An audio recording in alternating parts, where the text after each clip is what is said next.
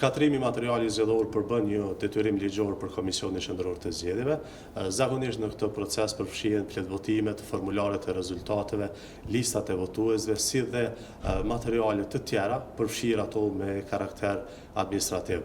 Këto materiale janë përdorur jo vetëm gjatë ditës së zgjedhjeve, por edhe në faza të ndryshme të procesit zgjedhor. Materiali zgjedhor i cili është objekt i shqyrtimit apo hetimit nga institucionet e drejtësisë nuk do të shkatërrohet, por do të ruhet deri në përfundimin e të gjitha procedurave ligjore.